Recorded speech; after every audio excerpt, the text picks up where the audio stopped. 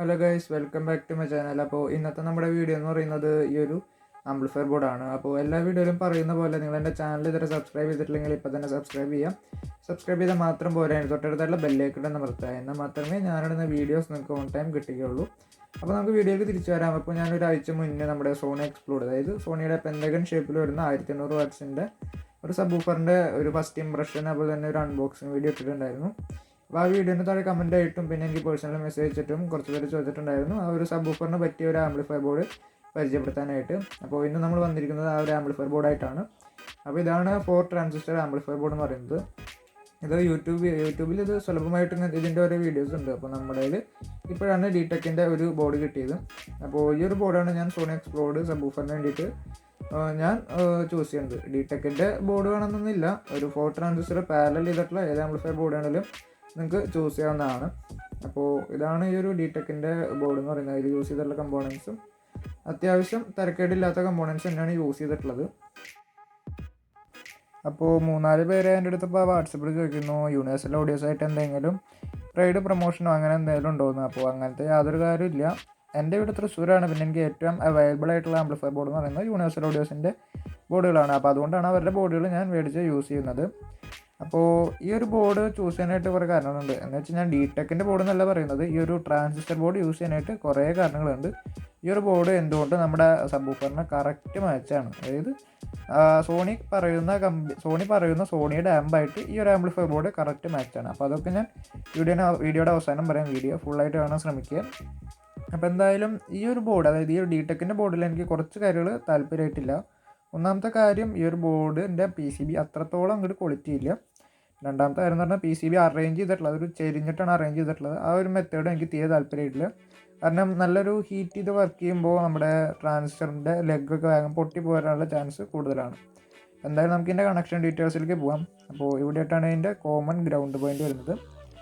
അപ്പോൾ നിങ്ങൾക്ക് അവിടെ ഗ്രൗണ്ട് കൊടുക്കാവുന്നതാണ്. അതായത് നമ്മുടെ സപ്ലൈയുടെ 0 വോൾട്ടേജും അതുപോലെ തന്നെ സ്പീക്കറിൻ്റെ നെഗറ്റീവ് വോൾട്ടേജും പിന്നെ ഇൻപുട്ടിൻ്റെ ഗ്രൗണ്ടും എല്ലാം അവിടെ കൊടുക്കാവുന്നതാണ്. പിന്നെ ഈ ഒരു ഭാഗത്താണ് പോസിറ്റീവ്, അതിന് നേരെ ഓപ്പോസിറ്റ് ആയിട്ടാണ് നെഗറ്റീവ് വോൾട്ടേജിൻ്റെ കണക്ഷൻസ് വരുന്നത്. പിന്നെ നടുക്കിലായിട്ട് ഒരു ഔട്ട് എന്ന രീതിയിൽ കാണാം. അവിടെ നമ്മുടെ സ്പീക്കറിൻ്റെ പോസിറ്റീവ് ടെർമിനലാണ് കൊടുക്കേണ്ടത്. പിന്നെ ഇവിടെ ഇൻപുട്ട് കൊടുക്കണം.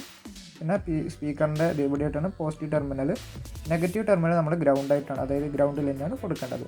അപ്പോൾ ഇത്രയാണ് ഈ ഒരു ബോർഡിൻ്റെ കണക്ഷൻസ് എന്ന് പറയുന്നത്.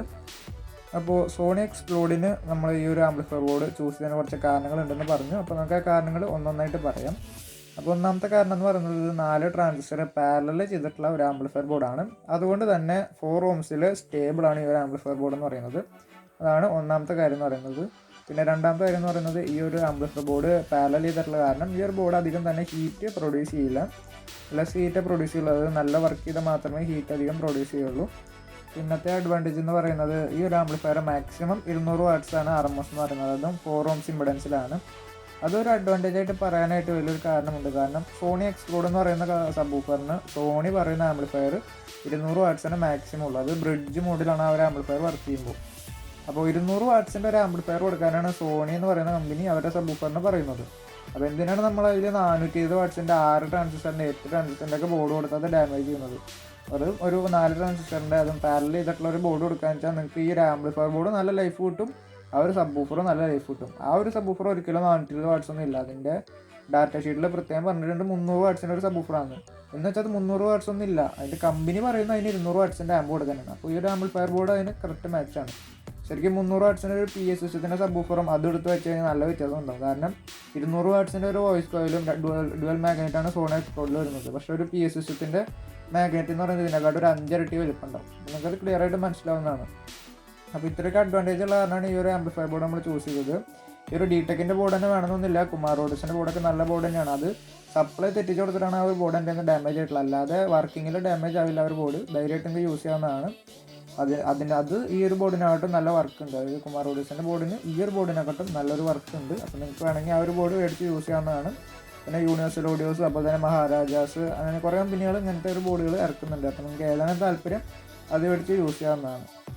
അപ്പോൾ ഇത്രയൊക്കെ ഉള്ളത് നമ്മുടെ വീഡിയോ. ഇന്നത്തെ വീഡിയോ എന്ന് പറഞ്ഞാൽ നമ്മുടെ സോണിയുടെ സബ്വൂഫറിനെ പറ്റിയ ഒരു ആംപ്ലിഫയർ ബോർഡ് റിവ്യൂ ചെയ്യലായിരുന്നു. അപ്പോൾ ആ ഒരു വീഡിയോ ഇന്നത്തെ വീഡിയോ എന്ന് പറഞ്ഞാൽ വീഡിയോ ഇഷ്ടപ്പെട്ടാൽ തീർച്ചയായും ലൈക്ക് ചെയ്യുക, എൻ്റെ ചാനൽ മറക്കാതെ സബ്സ്ക്രൈബ് ചെയ്യുക. സബ്സ്ക്രൈബ് ചെയ്താൽ മാത്രം പോരാൻ തൊട്ടടുത്തുള്ള ബെല്ലൈക്കൺ ഒന്ന് മറക്കുക.